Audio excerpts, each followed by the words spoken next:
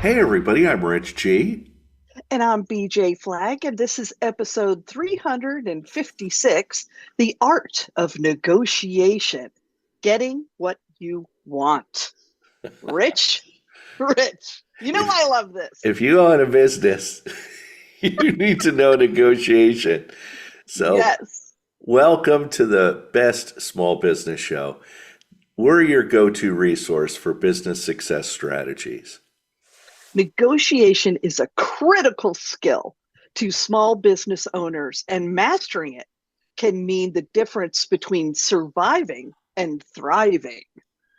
Absolutely. So, we're going to just jump right in. We've got five areas that we'd like to talk about today. The first area Yes. is understanding the basics of negotiation because some Right. of you are new to it and or maybe you want to polish up your negotiation skills. Yes. So, Yes. the definition and the importance of negotiation.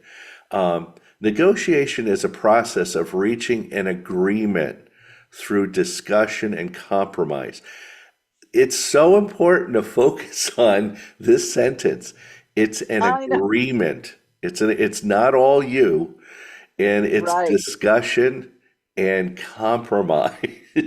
So It's two-sided. It's two-sided, Rich. Oh absolutely, my it's goodness. essential for securing favorable terms with your suppliers, with your clients, and also your partners. So you're going to be Mhm. using negotiation a lot in your small business. For sure.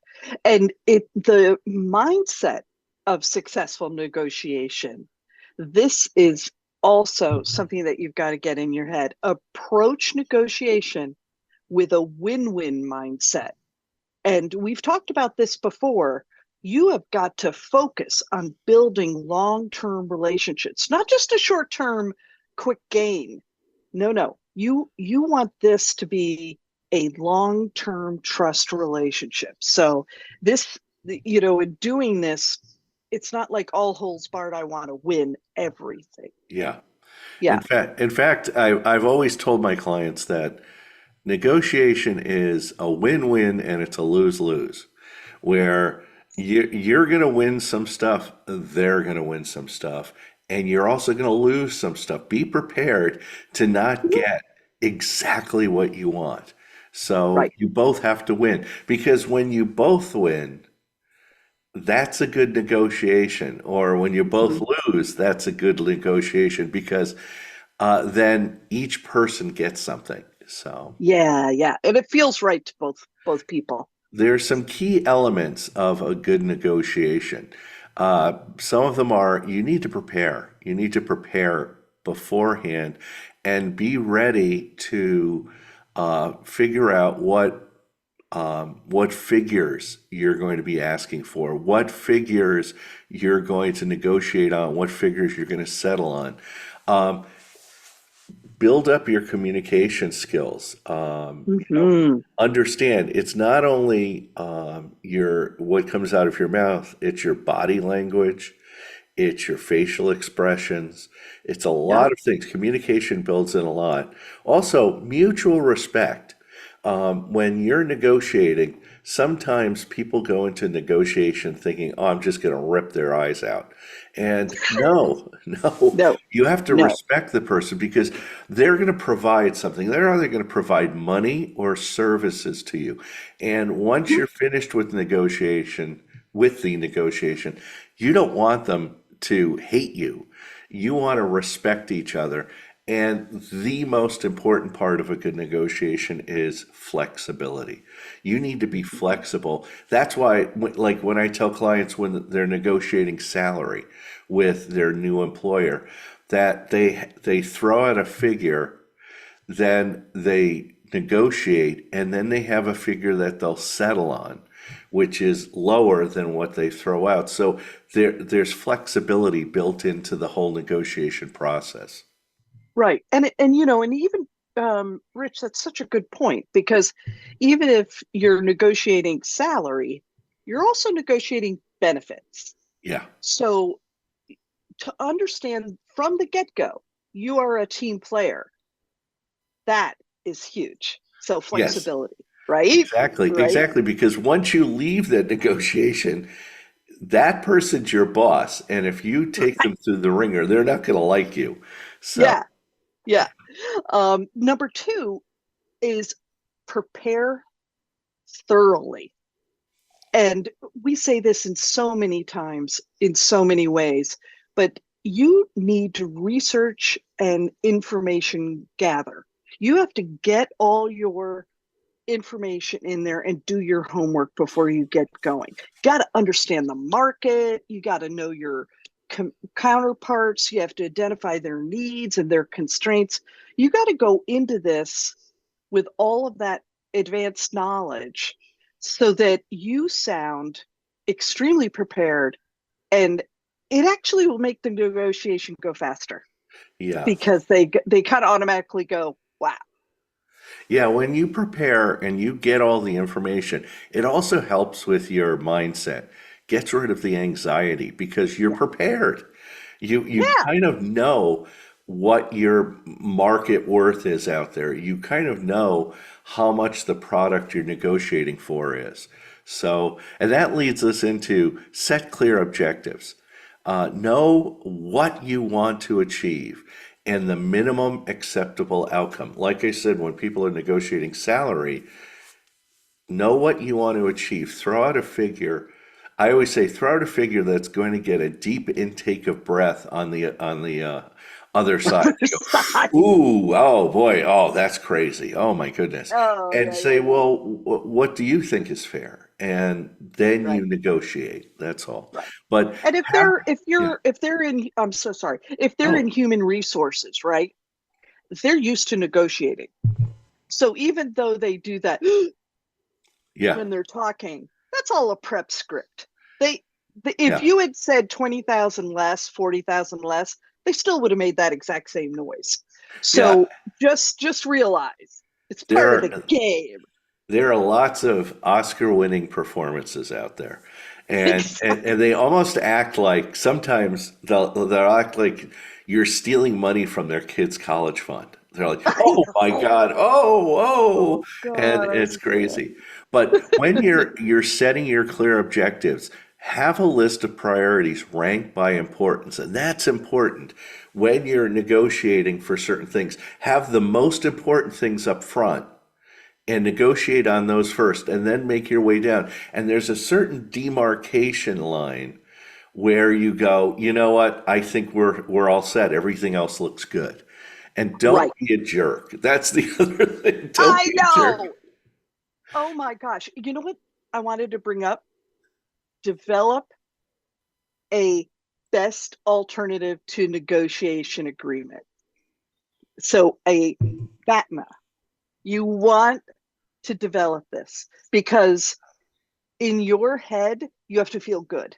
Yeah, In their head, they've got to feel good. So you identify any of your fallback options if the negotiations don't go as planned. yeah, So, how do I say that? You know how you're working down a list? Rich just mentioned that list. You need a list to the right and to the left because you need to know, okay, if I didn't get this, I can get that. If I didn't yeah. get this, I get that. So you're really identifying all of those back and forth. This will give you that leverage and the confidence of knowing, okay, this is a good time. I can mention this. Yes. Yeah. Yeah, yeah. It's so important. Well, the third area that we want to talk about with negotiation is you need to build rapport and trust. That's really important. So, number one is establish a connection. Begin with small talk to break the ice and find common ground because you're going to be working with that person. They're either selling you things, you're either buying things, you're going to work for them, they're going to pay you salary. In some negotiation, you need to find common ground and small talk to break the ice so you get to know the Mhm. person. Also, show genuine interest in the other party. Ask them about it because you might find something that you never realized before. I did not know that. Oh my Yeah, goodness. right. And it might change. You know, we're talking about the list. It might change where you are on the list. Yes. And you might be a need to take that nugget of information, do a little quick thinking, and be able to kind of enter that in. They may mention a benefit Yeah, that you didn't know you had. And so you don't want to push so hard on the other part because that benefit is fantastic. yeah, Um, the other thing is active listening. Listen more than you speak. That's right. Don't be yourself. No, be yourself. But you are definitely need to get into listening, understand their needs and their concerns, and lean in. Lean in. yeah. So, also use reflective listening to show you're engaged and understand their perspective. You need to ask questions like, "That's interesting. Tell me more," or you need to show you're engaged and understand their perspective by asking them other questions, by drilling down and saying, "Well, why is that so expensive? Tell me why. I'd like to find out why." Because if a client asks me about my fees, I'll happily tell them, why certain things are more expensive than others. Because there are other services I offer that most coaches don't. So that's why, and I encourage people to ask me questions when we're Yeah. negotiating. So. Yeah, that's so big, definitely. Well, Um, also demonstrate credibility and reliability. Be honest and transparent about your intentions and your limitations.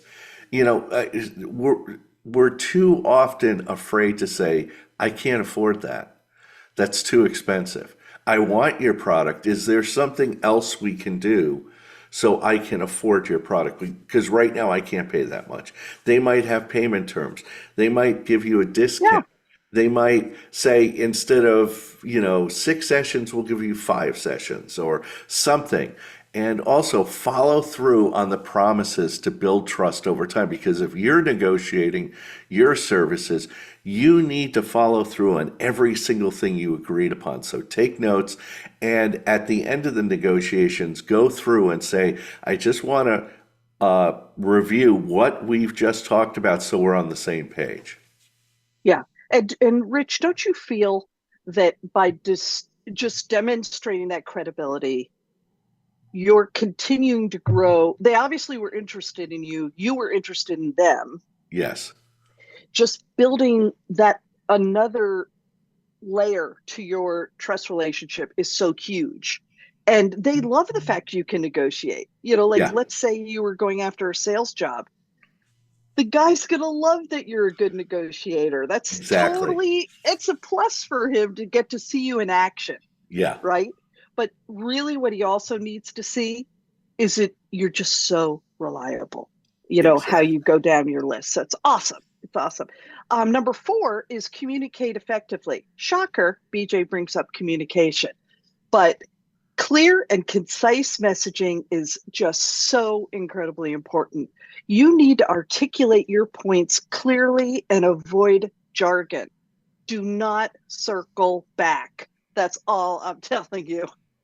Right, Rich? Yeah, jargon is the one that really gets me, especially when you're talking to people in their industry, like insurance or finance or tech. Yes. They'll start using jargon, and you go, I don't know what you're talking about. Be honest. Say, I have no idea what you're talking about. Right, right. And you know what? Just use simple, straightforward language. That's all people are asking for. Yes, maybe at the end you throw in a little jargon and say, "Well, we're gonna, split, do da da da." Fine, that's fine. But really, when you're going back and forth, you want consensus. So the better to understand is important. Also, use persuasive techniques.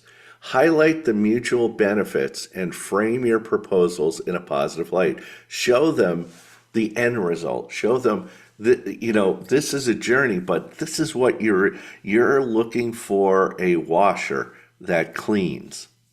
Yeah, and Stephen Covey, Yeah. right? Begin with the end in mind. Yes. Absolutely. You got to be able to do that. Yeah, and use stories and examples to illustrate your points. That's because, again, you're trying to get to a level set. That's what negotiation is. So use stories to get people to understand and communicate effectively. Yeah.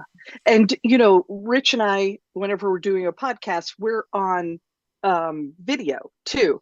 And nonverbal communication is probably the most important thing that we could do. We try to maintain eye contact, we use very confident body language, and we're aware of the cultural differences of the nonverbal cues. We're aware of the people around us. We're in a very fantastic, diverse community. Be aware, be aware, and that is probably one of the most important things you can do. Absolutely. Yeah. I mean, BJ and I are constantly pointing at each other or raising our hand like, oh, I have something to add. So I'll raise my hand and she'll Yeah, acknowledge, and then I'll point back to her, move on. So yeah, we'll yeah. do that. So Hmm. number five, and the last one, is be flexible and creative. I know we mentioned flexibility before, but we can't say it enough. Explore multiple options sometimes. Don't lock yourself into a single solution. That's the death of any negotiation. When you just power forward and this is what I want. It's like you need to be flexible and have multiple options. Be open to alternative ways to meet your objectives. And Rich, one of the most important things is to let yourself, um, when you see you're coming up on something and they're really holding on the point, right?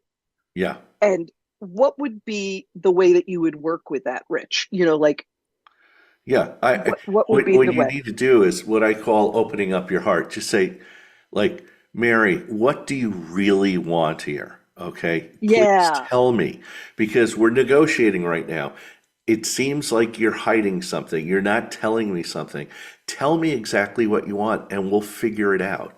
And yeah. too often, people come into negotiations with this hard edge, this hidden Hmm. area. And sometimes you have to do that, but when Hmm. you're hitting an impasse and you're just not agreeing on things, one party has to open up their heart and, encourage a kind of like a brainstorming session to find a creative solution, to Yeah, move forward. yeah. That is so excellent. The other thing to consider is compromise and trade-offs.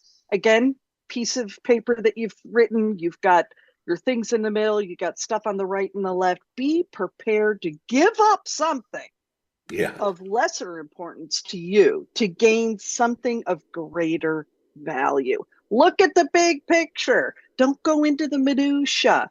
Know that you might have to give up a little something here and there. And also just use trade offs to move the negotiation forward. As we talked about just earlier, you're going to sense when you've hit a little bit of a wall. Yeah. And this is where a trade off is good, to be able to bring it into the conversation, show your flexibility, and have them wake up again. Have them wake up again. And that usually works out nicely. Perfect. And here's one of the most important parts of negotiation is know when to walk away. Recognize the signs that an agreement isn't feasible. If you're Right, sitting there and it's like when you're trying to buy a car and they're not moving on price at all, know when to walk away. Protect your interests by being willing to end negotiations if necessary. right. This is huge, and I know both books we're going to be talking about have huge chapters on know when to walk away. Right, right. And what's so funny about these books is that I feel like they're written, um, they are anticipating that you've read many business books Yes, and now you're reading this. This is a 201 book. Let me give you an example. Getting to Yes, negotiating agreement without giving in. Robert Fisher, William Murray, and Bruce Patton. This is such a good book. It's the seminal work on negotiation, and it introduces a concept of principled negotiation, and the authors present a really straightforward, universally, applicable method to negotiation, both in your personal and your business life, which is great, Yeah. and I kind of feel like the book has really practical strategies and real life examples. I'm all about those. Um, and it makes it a really essential read to really improve your negotiation skills. Yeah, my book this week is Never Split the Difference and Negotiating as If Your Life Depended on It by Chris Voss. Um, like BJ said, these are two books that I wish I read when I first started my business, and I didn't read them Yes. until I was into my business. So this is a gripping guide on negotiation written by Chris Voss. He's a former FBI hostage negotiator. I want to read So it again. It is yeah, so good. it is really a good book. He shares the techniques and strategies he used in high stakes negotiations with terrorists, kidnappers, and criminals, like most of the vendors and people we work with. No, I'm just kidding. But it applies them to the business world and everyday life. So Yeah. you're going to get his engaging storytelling and practical advice at the same time. And it makes Yeah. this book a powerful tool for mastering the art of negotiation in any context. So these two books, Getting to Yes and Never Split the Difference, go out Woo. and buy them today. Oh my gosh, I love them. Well, that's a wrap. We invite you to share this episode on LinkedIn, Instagram, X, and TikTok with the hashtag the best small business show. And thanks for tuning in. If this episode has been valuable to you, take advantage of future insights. Subscribe, follow, and share it with other budding entrepreneurs who could benefit from it. Your support helps us reach more people and make a more significant impact. To learn more and to talk to our team, contact me, BJ Flagg at newrenew.com for all your brand marketing needs, and follow my podcast partner, Rich G, at richg.com if you need a business coach to help you grow your business. And thanks to our editor and producer, Richard Scalzo. Have an unbelievable week, and we'll catch you later.